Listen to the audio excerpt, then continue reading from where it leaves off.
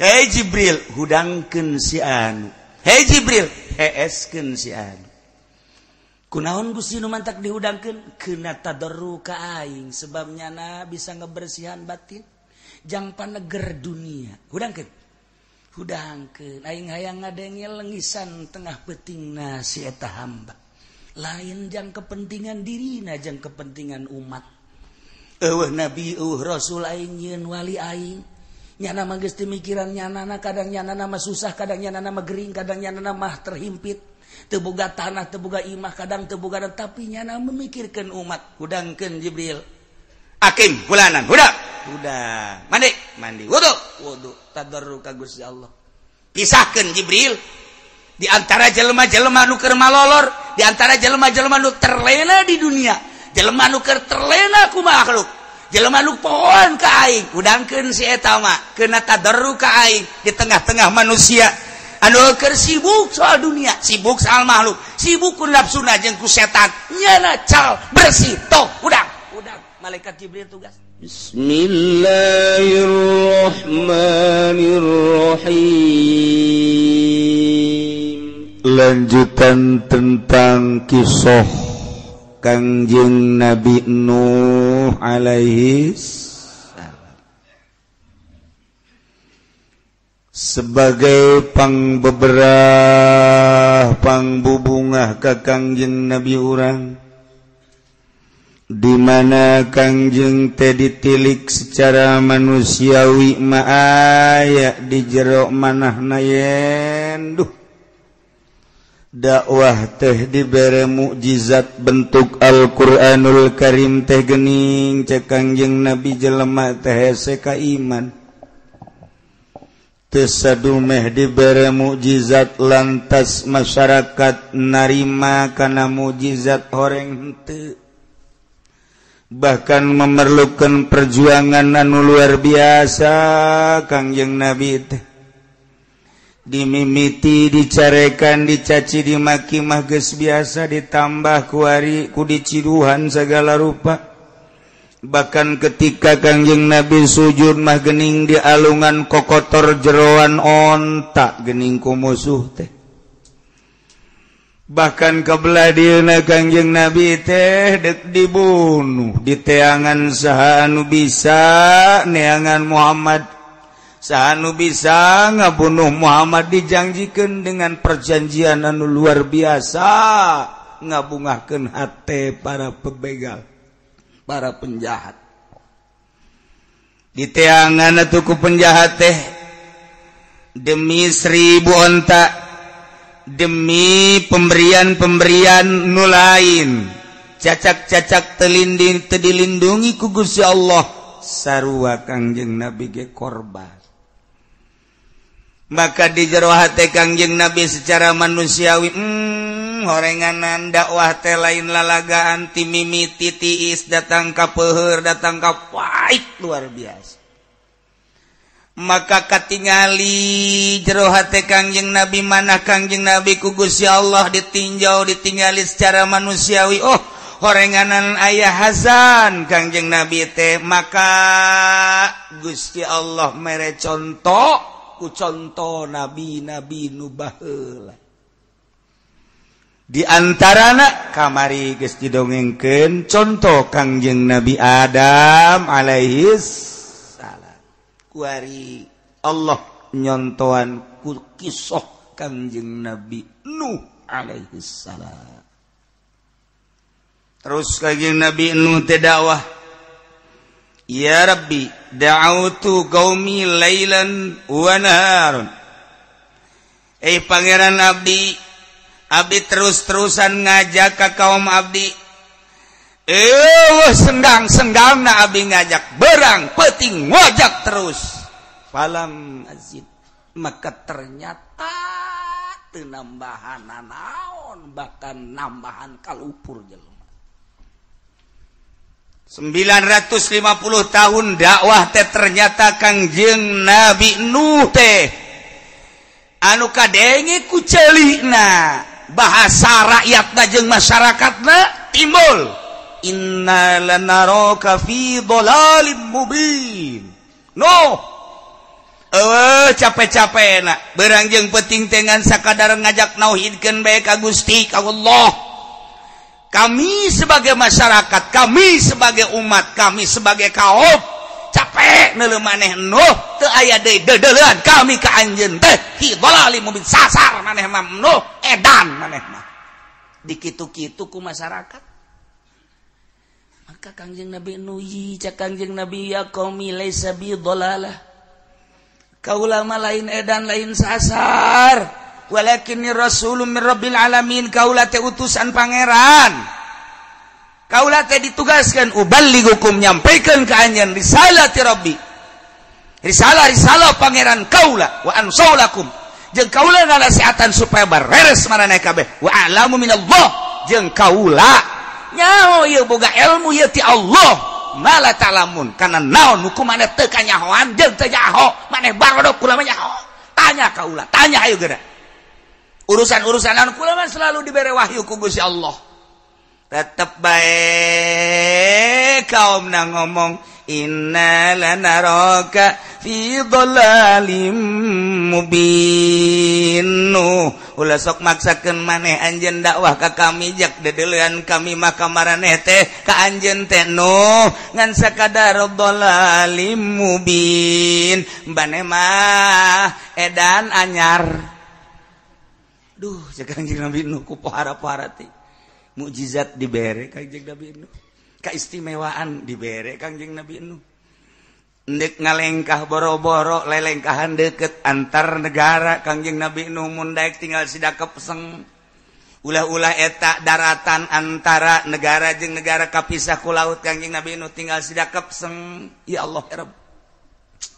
Ndek kumaha tapi tetep bae kaum teu daekeun iman. Tah kan jadi tiis ka Kangjeng Nabi jaheunya aing maca Kangjeng Nabi dakwah teh kakarak sabaraha taun 1 2 3 4 5 le geus aya nu iman tapi dulur aing mah nu ngaran Nuh baheula anak Kangjeng Nabi Idris turunan daripada Kangjeng Nabi Idris dakwah teh ratusan tahun eueuh nu nuturkeun tiis ka hate Kangjeng Nabi Nuh teh eta antara nabi kuari warasatul anbiya para ulama. Ketika orang negakeun agama, kemudian masyarakat sekitar orang ngajebian, ulah waka berwita.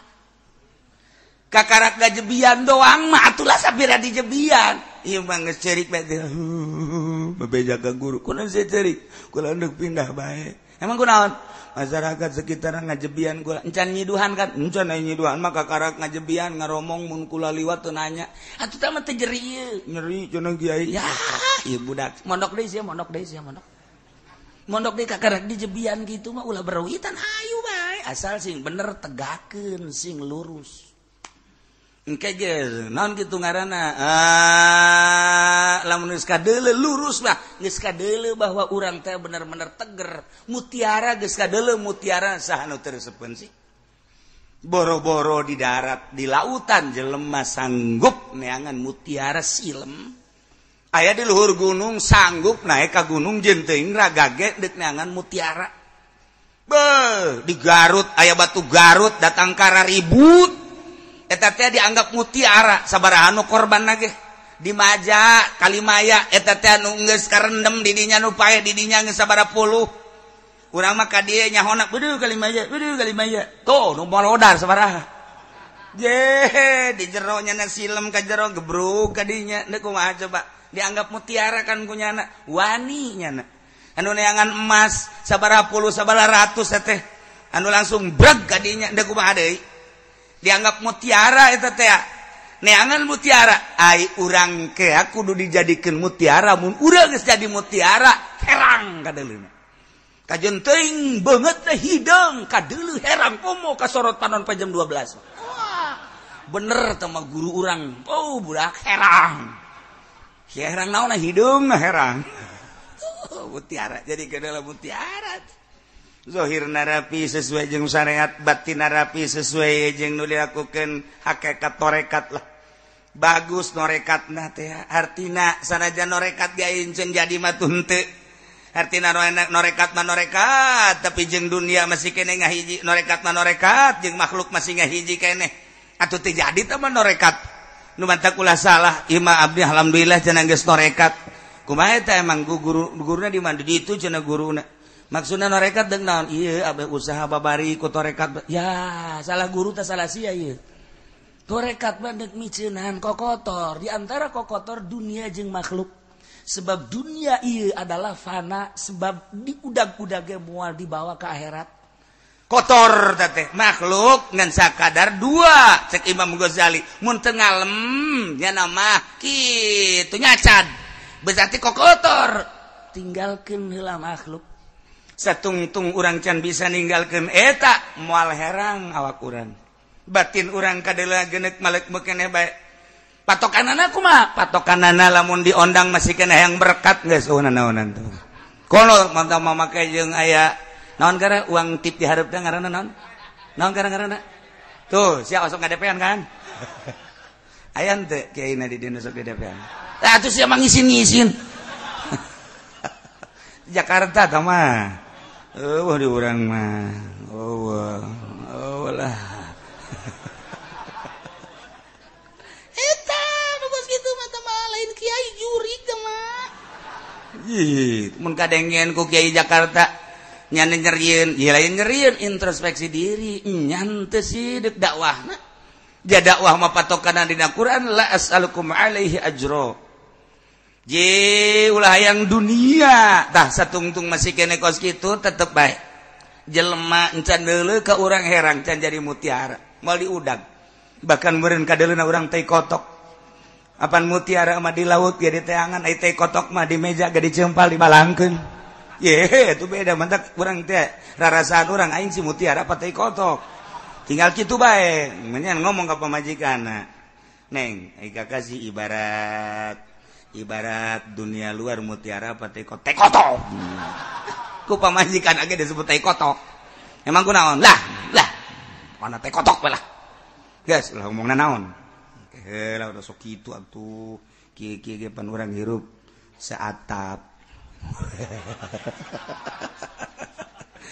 untuk selama hidup kita kan kita satu atap jangan suka gitu neng kakak mah pelitan ih lain masalah pelitna naon deui pelit jasa aja kakak mah kawin dia tuh ulah pelit ongkoh kawin dia ulah kita pamajikan nyiksa eta kos kitu aduh lain kieu ye cak pamajikan teh kakak jasa kieu mah geus bagus jatuh imah teger kendaraan aya jeung kakak mah kadeuleuh aja jujur jeung adil salat teu pernah tinggalin penting tahajud bae aju nu resepkeun kakak ka jaloba kadeuleuhna ieu mah beusi bae kitu kakak mika hayang ieu beusi kula mah sakadar nawaran bae ieu mah endek nembongkeun maksudna di jero hate kula mah ikhlas jasa kakak teh aja pun kakak kawin deui atuh kula mah balik kitu wah tsunami atuh ieu mah ya Allah ya Rabbi Karim bahasa jasa lah iya Kanjeng Nabi Nuh tetap kadenge ku ceulina inna lanaraka fi dhalalim mubin ditanya ku masyarakat dan nuai maneh ngajakan bae ieu ka pangeran nu ngaran Allah nu gaib nu teu kadeuleu ku mata boro-boro nu teu kadeuleu tu pangeran urang anu dikuil pangeran urang nu di gereja pangeran urang anu digugum ku urang nu kadeuleu nu gede nu leutik aya nu sedang aya eta ge teu daya teu upaya komo pangeran nu teu kadeuleu deuk kumaha ngurusanana coba eta pikiran datang ka poek itu maksud maneh naon sih ieu ngajak ka kami tilu cek Kanjeng Nabi Nuh naon hiji ya qaumi ibudullaha ibadah maraneh kabeh ka Allah ulah ka patung ka batu ka kayu jeung ka makhluk pangeran nomor kadua malakum min ilahin gairuh eueuh deui pangeran iwal ti Gusti Allah katilu nomor katilu rempan besi aranjeun teu iman ka Allah ka pangeran anu ngadamel langit jeung bumi engke ku Gusti Allah bakal disiksa inni akhafu alaikum adzaba yaumin azim. Engke mah jelas di yaumin azim kiamat ieu mah memeh kiamat ge kuari di dunia bakal disiksa ku Gusti Allah ketika aranjeun kabeh teu iman. No. Ieu ngajakan iman bae emang boga hukum naon si eta Gusti Allah. Hiji Gusti Allah teh kapan nu nyieun langit bumi katut eusina urang teh nangieun Allah. Ajo kudu nurut ka Gusti Allah sebab Allah teh ilah wahid hiji pangeran. Hiji bae ulah dua ulah tilu. Ajo lamun hiji pangeran geus aturan-aturan hirup urang teh berusyariat hiji patokanna nang ti Gusti Allah. Maksudna ditah kumaha? Hiji ulah aya pembunuhan. Dua nomor kedua ulah aya pemabokan. Tilu ulah aya perzinahan. Kaopat ulah aya bangsa gep-gepan. Hiji be urang diciptakeun ku Gusti Allah, titah nurut ka Gusti Allah, engke bakal balik ka Gusti Allah, disadiakeun di akhirat mun urang nurut ka Gusti Allah surga. No inna lanaraka fi dhalalim mubin. Kami maneuleum maneh teh horenganan edan anyar. Aduh, Kangjeng Nabi lupa. Parah. Ieu kami ieu lamun maling bae ieu bakal disiksa ku Gusti Allah. Bener cek Kangjeng Nabi. Mun zina bakal disiksa ku Gusti Allah. Mun korupsi disiksa jasa tamah.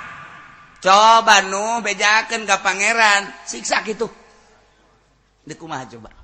Ya Allah ya Rabbi. Cek Kangjeng Nabi kudu dikumahakeun sih kao. Ngaleos Kangjeng Nabi nu cul dicitra saudara-saudara sekalian. Jelema keur ngagebegan jagong di dakwahan ku Kangjeng Nabi. Ngeneuli dong ngalirik dong sates ngomong edan teh naon. Coba eta. Ya Allah ya Rabbi, di mana sektor mana nu loba jelema Kangjeng Nabi nu terus bae dakwah ngan sakadar dilirik nu inna lanaraka fi dhalalim mubin. Bahkan kabelah dieu nama diumumkeun ku jawara-jawara, diumumkeun ku inohong-inohong malau teh penggede baik di pemerintahan boga jabatan luhur atau di kampung sebagai ketua-ketua kampung, kepala-kepala suku ngaromongnya dolor sadaya si hade tuh nu edan tuh datang nu edan do edan geus dikitukeun teh heula. Masya Allah seluruh rakyat pemerintahan anak rakyatna kabeh ngomongkeun sing hade besi di lembur aya nu edan ulah didengekeun saha marana nu sing hade besi aya si nu edan anyar leupas kade. Ya Allah ya Rabbi kitu bae. Cek Kangjeng Nabi nuduh ieu dipake karempan teh inni akhafu alaikum adzaba yaumin azim. Rempan besi aya siksa duh engke kumaha kula lamun dipanggil ku Gusti Allah. Haju dipersilakeun ka kula deuk dikumahakeun nuh kaum anjeun besi kitu doang. Coba-coba wayahna iman lah iman. Wow. Berbagai daerah geus dieusian ku tokoh-tokoh sing hade nu edan anyar, sing hade aya dhalalim mubin, sing hade nuh ngaranna kabeh serempak kabelah dia nama disurakan. Asal Kangjeng Nabi nu bae edan anyar. Weh, deuk kumaha coba Kangjeng Nabi nu. Ambo cek Kangjeng Nabi. Urang ngundang kiai kuari mah masih keneh dicium tangan, sanajan semu ge. Sanajan semu ge geus pakeun deureus keneh. Bahkan geus bangsa 10 menit teh ka eureun nya geus musyawarah tambahan kakurangan deureus keneh tah geus sakitu. Ieu amplop nu tebal teh aja sekot kitu bae kurangan yuk kurangan geus. Aju geus baris urang bae. Jang urang tah mah geus lah pokona mah. Di jerona 10 juta urang cokot 5 juta. Oh geus atuh. Aju di jerona cokot teh 2 juta. Oh geus tinggal 3 juta. Kuno ka 3 nemikeun dicokot teh 1 juta. Tinggal 2 juta. Nasib jore jasa teh mah kiai. Kerjore teman nasib. Deureus keneh maksudna dihormati keneh lah urang mah masih keneh dibere cau bakakak segala rupa. Kadang-kadang datang ka imam mah geus basi masalah geus lah pokona masih keneh dihormati. Coba nuh mah nuh edan. Ya Allah. Tuman teh Kanjeng Nabi beuki tenang we. aing mencane kos kitu mah henteu senang Kangjeng horeng leuwih parah Kangjeng Nabi nu iyalah jang nyenangkeun Kangjeng Nabi urang Kangjeng Nabi Muhammad sallallahu alaihi wasallam lain 10 20 tahun ratusan tahun Kangjeng Nabi Nuh nu timbul innalanaraka fi dhalalim mubin cek Kangjeng Nabi Nuh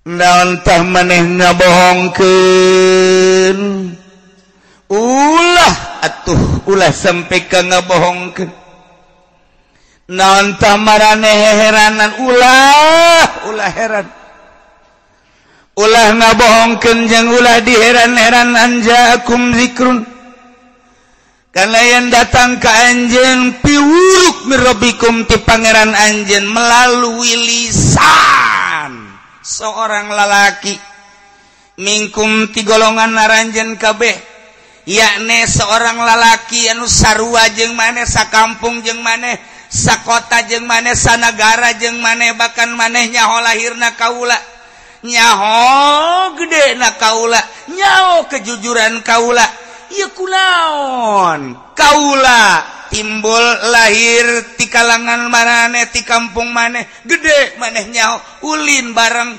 gede belajar bareng dan lain sebagainya kok begitu kula diangkat jadi rasul diangkat jadi nabi ngabohongkeun jeung heran-heran aya piwuruk nu timbul ti kalangan aranjeun kula buktina nu diangkat jadi nabi jadi rasul kok diheran-heran dibohongkeun kunaon sih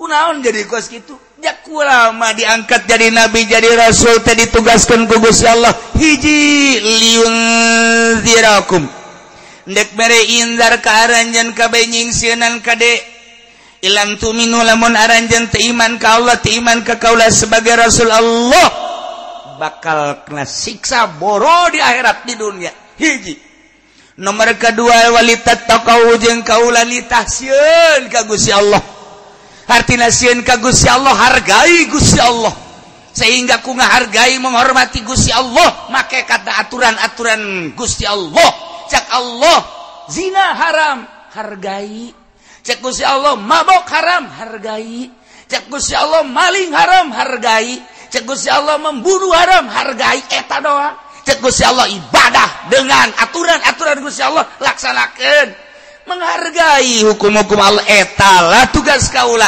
hiji liundirakum besi kena siksa nomor kedua walitat taqau abeh ka sorga la'allakum turhamun abeh maneh dibere rahmat ku Gusti Allah sakitu kaula mah ngajak teh awas bakalna yeuh turun siksa lamun teu iman teu nurut ka Gusti Allah didarengekeun ku kabehan teh ai tungtung nasareri ai prak fakazzabu kaum kabeh ngabohongkeun kami mah neuleuh maneh teh no inna lanaraka fi dhalalim mubin aturan-aturan maneh masalah aturan-aturan maneh mah sesat no aturan-aturan maneh mah teu akur jeung kahayang kami atuh eta makan suatu kenikmatan jeung kalazatan kahirupan kami sebagai manusia kahirupan urang sebagai manusia mangpang pengurang di alam dunia teh dibere sehat dibere kaya dibere segala-gala tuh awewe mantak naon kurang gizinahan ieu hayang mabok mantak naon aya harta batur dipaling mantak naon urang keul ka batur bunuh habak eta lah kahirupan di zaman Kangjeng Nabi Nuh nu mantak fakazzabu teu hakur maneh mah jeung kahayang kami masyaallah. Kuari ge naon bedana ketika orang nyampaikeun Al-Qur'anul Karim di tengah-tengah masyarakat ulah-ulah kabeh sa Al-Qur'an tentang kisos tentang zina bae loba nu ngajebian tentang mabok loba nu ngajebian tentang maling jeung korupsi urang ceramah pidato urang di tengah-tengah negara ibu kota Jakarta kudu didengekeun ku seluruh pemerintah nonggengan kiai ja buktina korupsi kabehan geus dikitu makin menjamur makin tambah dek dileungitkeun di era reformasi terutama adalah korupsi kolusi dan nepotisme ternyata korupsi makin menjadi kamari mah korupsi teh ngan di luhur meja kuari jeung meja-mejana dilegun deuk kumaha coba sarua jeung kos kitu gan henteu kitu doang sarua geus ulah didengekeun kiai dulur sing hade ieu teh Al-Qur'anul Karim ngan sakadar nyampaikan ka anjeun di mana-mana mararabok, di mana zina, di mana korupsi, maling dan lain sebagainya. Pembunuhan terjadi ya bakal disiksa ku Gusti Allah. Seakan-akan geura ulah loba omong turunkeun habak siksa. Sareng gitu. Dia buktina bertahan. Makin menjadi-jadi ku ari mah. Geus dibere warning ku Gusti Allah tuh tsunami 200 juta sakali pararae. Indonesia kabeh 250 juta. Sadunia para raeh urangan saukur semenit 2 menit sampai 2 poe menyaksikan tsunami Aceh. Ternyata kadieuna buang kawarah deui tambah deui tsunami Pangandaran 1 menit 2 menit makan dibanding-banding woi Pangandaran mah teu sabaraha dibanding Gunung Aceh mah dahsatan Acehnya kunaon ngomong gitu. Tambah deui Padang ngegebrus-brus tambah deui nu laletik Sukabumi tambah deui Lapindo makin menjadi-jadi. Tambah deui di Kulon ala kadar gusar geser Garut, Cianjur dan lain sebagainya. Ieu sebagai warning dimimitian ku galunggung baheula. Terus bae datang ka dieuna lain salaladar. Engke mungkin bakal dibere siksa leuwih dahsyat. Masyaallah ngan untung Allah teh neuneun wali-wali Allah. Di Provinsi Banten aya wali Allah, di Provinsi Jawa Tengah aya wali Allah, Provinsi di Jawa Barat aya wali Allah, di Provinsi Jawa Timur aya wali Allah, berbagai provinsi ditendenan ku Allah wali-wali Allah. Ketika sepi wali Allah teh ditarik di berbagai negara ditenden di jajang penguat supaya penting teh nyana hudang munajat ka Gusti Allah lain jang kepentingan pribadina tapi jang kepentingan umatna. Dakwah teu eureun-eureunnya nama terus mancala putra mancala putih kadang datang ka kiai ka ustad ka tokoh masyarakat ka pemerintah terus bae lagi nyana imkan waktu teh digunakeun jang dakwah bari nyana mah nyulusup teu kanyahoan beungeutna ge teu kanyahoan urang mana mun ditanya urang anu tapi teu kanyahoan aslina urang mana atawa aslinya na urang penduduk dinya terketahui kanyahoan. Ieu mah rahasia Allah selamanya na terus bae dakwah insyaallah ngan mun geus buang kawarah teuing dipanggil ku Allah bejakeun Jibril indit kitu tidinya deuk disiksa kaum eta lamun geus dikitukeun boro-boro eta kapan urang tipe tinggi urang lamun dibere anugerah mah pan urang ge hudang apan Gusti Allah teh henteu nyicingkeun malaikat Jibril setelah teu aya rasul teu aya nabi anu selalu didatangan ku malaikat Jibril. Malaikat Jibril teh ditugaskeun mere wahyu ka para nabi ka para rasul. Mun wahyu jang nabi saukuran jang dirina, lamun wahyu ka rasul jang halayak rame. Ialah tugas malaikat Jibril alaihi salam ketika nabi ditungtungan ku kangjeng nabi urang khatamun nabiyyin wal mursalin laisa la nabiyya ba'di eueuh deui nabi sabada kaula cek kangjeng nabi malaikat Jibril teh lain dipensiunkeun kita ngadatangan hamba-hamba Allah warasatul anbiya datangan malaikat Jibril teh ngadatangan para ahli-ahli waris nabi wali-wali Allah solihin titah kumaha ngadatanganana cak Gusti Allah ya Jibril akim ya Jibril numpulana. Hei Jibril, hudangkeun si anu. Hei Jibril, heeskeun si anu. Kunaon Gusti nu mantak dihudangkeun? Keuna tadarru ka aing sebabnya na bisa ngebersihan batin. Jang paneger dunia. Hudangkeun. Hudangkeun aing hayang ngadengel lengisan tengah peutingna si eta hamba. Lain jang kepentingan dirina, jang kepentingan umat. Eueuh nabi, eueuh rasul aing yeun wali aing. Nyana mah geus teu mikiran nyanana kadang nyanana mah susah kadang nyanana mah gering kadang nyanana mah terhimpit teu boga tanah teu boga imah kadang teu boga tapi nyana memikirkeun umat hudangkeun Jibril akim fulanan hudang mandi wudu tadarru ka Gusti Allah pisahkeun Jibril di antara jelema-jelema nu keur malolor di antara jelema-jelema nu terlena di dunia jelema nu keur terlena ku makhluk jelema nu pohon ka aing hudangkeun si eta mah keuna tadarru ka aing di tengah-tengah manusia anu sibuk soal dunia, sibuk soal makhluk, sibuk ku nafsuna jeung ku setan, nyana cal bersih toh udah malaikat Jibril tugas anim pulanan heskeun si anu kunaon Gusti maka dia teu hayang aing ngadengekeun soranganna sebab pabelit jeung urusan karung, pabelit jeung urusan sawah, pabelit jeung urusan resin, pabelit jeung urusan batu, pabelit jeung urusan cincin. Unggal penting kieu bae. Heeskeun habak. Deuk aja, Pak. Ayo.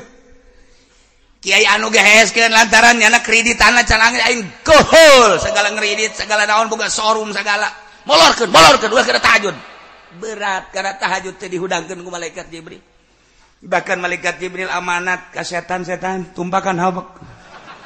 Tumpakan ku setan digegepan ku setan pas aya nu adzan ge dicocok ulah kada kadenge begitu hudang teh jam 7 teu ngadenge adzan keur beuti tuh cak setan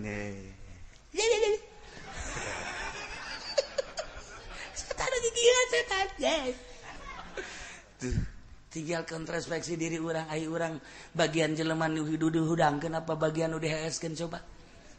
Tuh kan siang ngomong sorangan di heeskeun cak sia. Lain sabaraga. Mahal teh hudang ti penting teh. Jalainang urang sakitu keur ngeunaheunana hees ko hudang. Nang saha? Bahkan kakarak setengah jam ko hudang nang saha? Aya nu sajam ko hudang nang saha? Kadu kudaek nang saha? Kebersihan jiwa urang. Lamun lain malaikat Jibril nu ngudangkeun ka wali Allah wal bisa. Ya Jibril akim fulana. Ya Jibril anim fulana. Masyaallah. Malaikat Jibril kieu bae. Kamari mah ieu teh diudangkeun nya kercan ka Golkar mah ieu. Barang kuari ka Golkar cak Allah anim ulah diudangkeun. Bener. Barang asup ka Golkar teh hudang-hudang. Kiai bloon teh kiainya. Ya, harina aing teh jadi kiai atuh jadi kiai bloon ge 2 kali bloon. Mahal. Hudang Allahu Akbar. Beda hudang si ieu jeung si itu. Lantaran si ieu mah diangkat jadi awali Allah, kebedaanna naon ngarasa jadi makhluk. Gusti teh Khaliq. Ketika Gusti Khaliq abdi makhluk berarti abdi teh Allah, deka Allah ku Allah di jero Allah. Naon pangaboga abdi atuh. Lamun kabeh nu Gusti abdi mah berenang teu aya nanaonan eueuh fana nya di dinya. Nu aya ngan Allah. Ngaetalah anu ku Gusti Allah titah dihudangkeun melalui malaikat Jibril. Ya Jibril Agim, udangkeun saprovinsi hiji mah aya. Ketika eueuh nu kos kitu terlena manusia. Nyana terus-terusan dakwah tanpa pamrih. Ngan teu nyaho bae urang mah. Dengan cara nyana lah nyana dakwah. Ketika jelema amburadul terus dek disiksa ku Gusti Allah, nyanana keur aya di dinya. Bejakeun Jibril indit kitu di dinya ulah di dinya. Seakan-akan nyana nanya, ai kitu dek naon, dek disiksa lembur eta. Masya Allah, nayelah sarua bae. Mun kuari urang dakwah terus sesuai jeung Al-Qur'anul Karim nu pangheulana nentang kapan pemerintah, berarti iyalah sumber siksa. Nyana nentang ulah make Al-Qur'an, demokrasi bae. Ieu mah keur carita, masalah atuh kos kitu ngan siap-siap disiksa. Nu mantak urang kuari disiksa terus kunaon? Teu make Al-Qur'an. Teu make Al-Quran, minimal hargailah Al-Quran atuh. Komo geus aya bahasa. Al-Quran sudah tidak relevan lagi diterapkan di negara Indonesia. Soekeun sungutna. Kadi sia kadi soekeun. Gelut aing jeung aing. Ji aing mah ngabela Allah aing mah. Aing mah ngabela Allah. Paeh ge sorga sia paeh jahanam sia. Di pangheulana urang jeung eta. Ajung nentang kana Al-Quran. Jadi kumaha yeuh coba. Masya Allah Karim. Kemudian kebelah dieuna jeung jawara-jawara. Mantak dakwah teh terjal menghadapi nu kitu-kitu. Kudu urang sieun, ulah hayu bae sakemampuan urang. Urang bisana diondang dulur lah mun bisa mah ulah jararin hanya mun bisa. Ai teu bisa mah tuh saboro dirinya bae. Kok kitu amat ge? Lah, abeh salamet. Iya mah pamarentah mun bisa mah ulah korupsi mun bisa. Mun teu bisa atuh sabodo di dinya. jaku lagi sok bagian ieu teh kiai bieu jasa mah kiai bieu jasa mah masyaallah. Nah kumaha Kangjeng Nabi Nuh dakwah terus-terusan da'autu lailan wa nahar kaula terus dakwah ngajak ka kaum kaula peuting beurang peuting terus-terusan ternyata fakadzabu wabah ngabohongkeun ka Kangjeng Nabi Nuh alaihi salam dengan timbul bahasa inna lanaraka fi dhalalim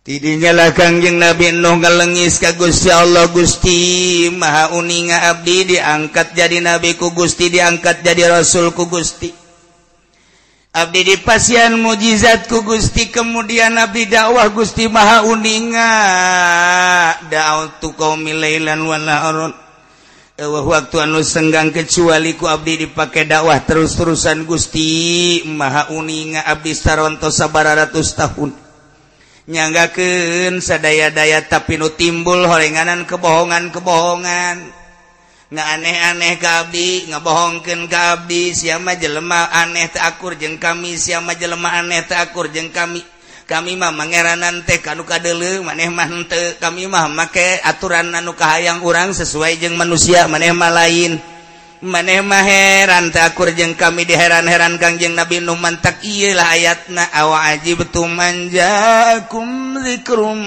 mir rabbikum orang maneh mah jelema aneh Nuh geus lah ka ditu indit.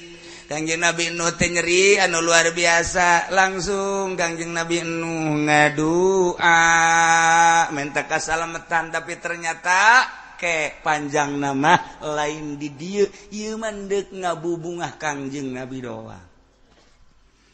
Ngan tidinya tunuh kuari mah geura nyieun kapal maneh sok nyieun kapal. Kangjeng Nabi Nuh dititah nyieun kapal can dibere beja dek dikumaha-kumahakeunana titah nyieun kapal bae Kangjeng Nabi Nuh teh. Ngan ceuk Kangjeng Nabi Nuh nyieun kapal mah pandai kapal mah bakalna di luhur cai berarti kaum teh neuk dikerem.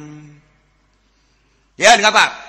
Kangjeng Nabi Nuh nuaran kayu nu gualal de di antara kayu anu dijieun kapal teh kayuna kayu anu aya di India, di antarana kayu nu dijieun teh ieulah kayu koka. Dijieun kayu koka gede, kayu koka teh pos di urang mah jati gitu. Dijieun mimiti ku Kangjeng Nabi Nuh dituaran kayu-kayu gualal de. Atuh umat kang beh kaget Nuh beuki edan bae nuaran kayu cenah bejana neuk nyieun parahu mah nya parahu leumpang di luhur darat jae parahu mah kuduna ge di laut ieu mah Nuh nyieun parahu di darat deuk ka mana ngangkleung nanyana berarti jelas edan dituaran ku Kangjeng Nabi Nuh geus dituaran diantop heula lantaran aya kulit. Nuh keburu paeh tama sia nyeun kapal sorangan bae kayu-kayu galedek Nuh atuh maning akur jeung urang sakaum bener oge kakawasan Gusti Allah teu kaharti ku urang mah ternyata horenganan Gusti Allah mah babarieun begitu geus dituaran menang sabulan menang 2 bulan langsung poek hujan barang hujan karendem geus karendem hujan sakadar jangan rendem doang tamah masalah tau masyarakat mencan kakerem kakarak hujan jangan rendem kayu doang di leuweung atuh baseuh kayu teh geus baseuh di dinya jelema arasup ka dinya urang kampung jawara-jawara jeung tokoh-tokoh pemerintah ngainstruksikeun urang kuari ngeunaheun jasa boga kayu sing jaropak urang isingan bae di dinya. Masyarakat salembur-lembur ngising di luhur kayu. Kangjeng Nabi Nuh ye bebo budak kayu aing diisingan Gusti ya. Lapor Kangjeng Nabi Nuh ka Gusti Allah, Gusti eta kayu geuna ulah loba omong no. Aya rahasian, tempokeun bae. Atuh Gusti. Sugan teh mah abdi meunang we lapor. Ulah, hantepeun. Pohara jasa diarisingan. Horenganan eta aya rahasiaan. geus kitu geus diisingan tai ambalaya di luhur loba jasa Allah ngirim manuk nu beuki tai brong kadinya diparacokan eta tai tungtung nama jeung kulit-kulit kayuna jadi teu kudu make tanaga Kangjeng Nabi noh ku manuk beden nu beuki tai jeung kulit-kulit tinggal Kangjeng Nabi noh seuri bejijah heunya capek urang mun ku urang sorangan mah horenganna Allah mah babarieun tentarana manuk bahkan kadeuleu manuk lalapar keneh kurang keneh parab pohara kuari malah lesan di cek Kangjeng Nabi jauh mantap kayak loba tatanya sebut ya Allah kayak rahasiaan tuh kan mantap Allah maka bege aya rahasiaan boro-boro naon Allah manyin reungit bae aya rahasiaan urang mah greget horenganan bakal diciptakeun pabrik roda 3 mah tuh mah semen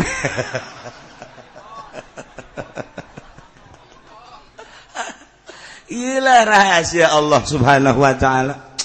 Masya Allah nyana maseri di tengah-tengah penderitaan masyarakat anu kena kitu reungit. Jadi berarti hakikat nama jelema nu boga pabrik reungit teh ngadoa di jero hatena masing loba sia reungit. Namun loba reungit atuh produksi aing laku. Nemantak ke singgah deh cek Imam Ghazali urang status jadi dokter niat asal ngagiclek bae tina asli na siksa aya di antarana dokter teh kapan maksudna mandek nyager-nyagerkeun supaya sararehat niat hakikat mah ti Gusti Allah dengan tangan-tangan dokter kuari dokter nyiptakeun rumah sakit duitna meunang ngahutang di bank 1 M 10 M 20 M 100 M mulai kuari dokterna terus didatang-datangkeun ka dinya nyana lamun teu loba pasien moal kabayar itu bank maka nyana ngadoa Gusti mudah-mudahan jelema garing geus leupas tina maksud asli geus lain maksud endek nyageurkeun tapi bisnis asal geus kos kitu tunggu siksa kuari mah jadi dokter teh teu maksud deuk nyager-nyagerkeun maksudna deuk bisnis hayang kabeli anu kaluar tina keaslianana eta dokter nyen klinik nyen rumah sakit kaluar tina keaslianna tinggal tunggu siksa mun teu di dunia di akhirat titipan amanat ilmu kedokteran dipake naon ku sia ja aing nyaho cak ku si Allah teh maksud sia nyen rumah sakit di dinya nyen rumah sakit di dinya ja aing nyaho sia teu maksud ndek ngabeberes masyarakat nu jelas sama sia dek dahar ti jelema gering bego sia di tengah-tengah penderitaan masyarakat justru sia mah meuli mobil goblok Malik nun sare dia dokter ka mana ke bodoh sia darah atuh ampura Gusti malaikat Malik ge kudu tatanya keneh wae tugas sia dokter seret brus keluar teh kasihan Kiai gitu keneh aing amanat ilmu Al-Qur'anul Karim ilmu aing sampaikan ku sia lantaran kadang-kadang sia nyampaikan nu ngadengekeun leuwih bisa nyumponan leuwih bisa ngamalkeun leuwih bisa ngawadahan kana ilmu nu disampaikan ku sia sampaikan tapi awas sia nyampaikeunana maksud sia aing nyaho sia karangkas betung harita naon enya sia balik penting lesu tapi kan maksud sia ayo naon nah sia Malik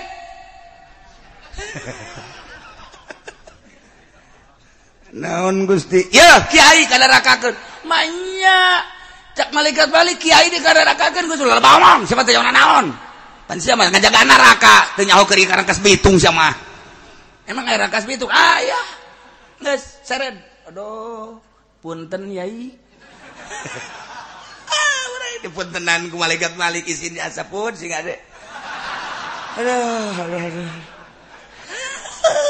kiai koba tama kiai Golkar mah ieu mah langsung bae teh kun teh ditanya deui manya Gusti geus teu ulah ditanya deui tama kiai koneng mah geus itu kan tetep cek malaikat Malik tanya bae tanya ulah leuwih tanya deui geus tah mah geus aya bendera koneng tah mah selain maksud agama tah mah kos kitu mah seret dibawa ke mana ulah loba omong cek Malik tempatna khususon urang lamun geus kos kitu deh kumaha coba ieu keluar tina keaslian orang jadi kiai ternyata orang kiai teh horenganan batin nama lain kiai jawara garong sarua bae jadi tabib jadi dokter horeng cek Imam Ghazali horeng zohirna doang segala mawa obat segala mawa suntikan horeng di batin nama garong sarua bae sabaraha jelema nu ngajual sawah sabaraha jelema nu ngaduang imah sabaraha nu ngajual mobil hayang beres hayang rapih tapi ternyata horenganan teu boga maksud untuk ngarapihan jasadnya nama hayang seri, hayang senang di atas penderitaan penyakit batur. Seret, Masya Allah Karim. Nggak ke situ, nggak pemerintah Pak Sultan manggis lain lalagandi. Nah iyalah, lamun urang tenurut ke aturan Allah sarua jeung kejadian umat-umat nu barah. Mulai kangjeng Nabi Nuh ditahnyieun kapal ku Gusti Allah. Sabaraha tahun kangjeng Nabi Nuh ngadamal kapal ittakhadhaha fi sanatain 2 tahun kangjeng Nabi Nuh nyen kapal ulah gede teuing ceuk Gusti Allah nyen kapal tuluha salasumiati zirain panjangna 300 hasta 300 meter arduha khamsina lebarna 50 meter ulah gede teuing nu lantaran moal loba nu miluna ge samkuha salasina jerona 30 hasta jadikeun ku anjeun nu 3 tingkat salasata butun satingkat paling handap pias paliha ada wabal wuhus jang paranti eusi hewan-hewan timimiti hewan-hewan bangsa uncal embe domba sapi onta jeung sajabana permanukan didinya di panghandap-handapna siap geno mangga Gusti kopi wasati halin di tingkat anu tengah ieulah jang manusia wapi alaha atairu jang di luhur jang manuk-manuk di handap mah jang dawab wal wuhus yakni bangsa hewan-hewan nu sukuna opat atawa anu ngarayap di panghandapan di tengah jang manusia di luhur jang manuk-manuk mangga Gusti dijieun ku Gusti ku Kangjeng Nabi Nuh 2 tahun sesuai jeung perintah Gusti Allah ditonton ku masyarakat Nuh edan dolali mubin manyanyiin parahu di tengah-tengah kota di leuweung cai namun ti mana mun diseret ka laut nage jauh haju nundek nyeret ka laut nage sahaja kamar rembung diseret kana ku sorangan jam moal kaseret Nuh edan coba dolali mubin niku hati nyerina tapi tetep bae Kanjeng Nabi mah tugas saudara-saudara sekalian hati-hati belilah supermi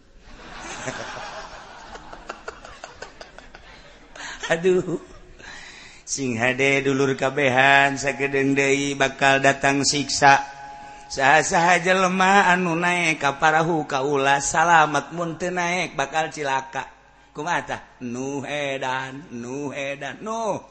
ieu dikerem di mana lautna jauh di mana hujan atuh pasti cai hujan mah ka laut haju urang mah luhur di dieu laut handap atuh dia kumaha kakeremna otak no ya dan teh keterlaluan amat sih Masya Allah dolali mubin sia wah beh budak leutik ge kok emprak Nuh edan bau budak nyeri jasa Kangjeng Nabi Nuh teh boga anak 3 hiji Sam nomor kadua Ham nomor katilu Yapis Kangjeng Nabi Nuh teh Sam, Ham, Yapis jeung Kanan. Ieu bakal dititahna rae ka kapal Kangjeng Nabi Nuh Abah geus nyadiakeun kapal dulur kabehan memeh ka masyarakat Abah teh deuk ngajak ka keluarga heula. Heubahnya tinggal nu saurang cek Kanan teh Abah Abah mah ja bener cek masyarakat edan jaheu cek ulah ge edan. Sya. Ka Abah ngomong kitu. Atuh ningin kapal teh Abah teu kira-kira mah nya atuh dieun kapal di ditu atuh di deket laut bah. Di kumaha teh edan sia iman teh sih ka Gusti Allah. Lah Abah ulah ngomong-ngomong kos kitu. Si dolal sia. Ka kolot bisa ngomong gitu. Si dolal sia. Aduh, sekarang Nabi Nuh. Pahara amat ieu anak. Masya Allah. Cek Gusti Allah geus tunduk kana maktu ninggang kana mangsa. Umat anjeun teh ku bangka warahna ulah jadi pikiran lain masalamatkeun anjeun jeung nu iman ka anjeun. Nu iman ka kaula jeung nu iman ka anjeun geura celuk geura titanare ka kapal anjeun ka parawa anjeun. Gusti naik teh atuh pun abdi titanare ka kapal meureun beuki diedan-edan atuh. Tuh kudu kumaha Gusti. Menya panas titah naik kapal. Kanjeng Nabi Nuh nage nyana ge sarua di jero hatena oge sih. Can gaharti ku Kanjeng Nabi Nuh ge. Aduh Gusti abdi ayu titah naik ka kapal mah keula tuh Gusti. Ye. Ieu ke dikerem innahu mugraqun. Maka dikerem. Tandana dikerempan kudu aya cai Gusti. Ngana caina. No di mana-mana hau ngaluarkeun cai di dinya berarti tanda dikerem. Hujan mah moal sabaraha nu hujan mah aya. Ngan nu jelas cai lain ti cai hujan tapi di hau parantiseuna timbul cai. Oh jaheunya bejakeun ka kaom. Dulur-dulur kabehan urang kabehan naik perahu lantaran ku Gusti Allah bakal dikerem. Jak masyarakat caina di mana no? Hujan eueuh naon eueuh. Bakal timbul cai bakal lati hau.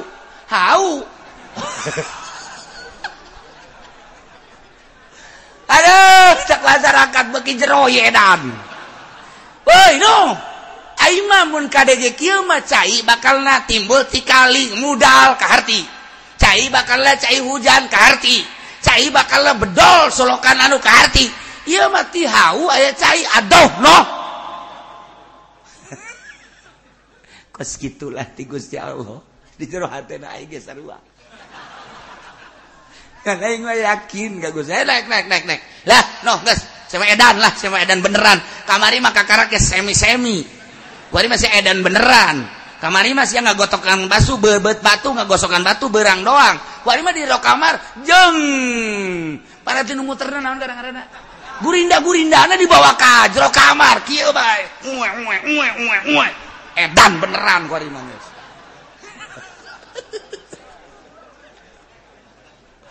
Aya ibu-ibu datang ke imah kula. Waalaikumsalam. Naon Bu? Da jai kiai. Yang salaki. Kunaon yang salaki? Edan. Bener ya. Salaki kula kamari mah ngagosokanana di luar doang jeung babaturana. Kuari mah eta gurindana dibawa ke jero kamar. Aju kunyana digurinda hiji-hiji aju digosokan. Geus sababaraha poe ai batu diusapan ai kula henteu. Dan beneran salaki beta cai bae lah aku ka kiai coba bae eta. Lain lalagan berarti kan bener edan eta. Beta keun cai datang deui kumaha kuari beuki parah.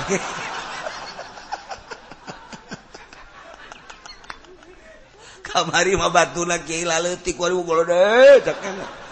Teu pantes mun dijadikeun cincin jang naon meureun eta kakak cenah kieu kok gede kieu kiai. Kuari geus numpuk di kamar loba jasa, kula ge nyekel teu meunang siade. Teu meunang nyekel-nyekel acar ku nyana ke diusapan ge ditanang deteneng salat mah henteu cak cenah teh. Ieu salaki datang ka kos kitu, kuari ngampar cenah di kamar batu jeung gurinda-gurindana. Asana mun eueuh batu bawa jempolnyana digurindang ke mah.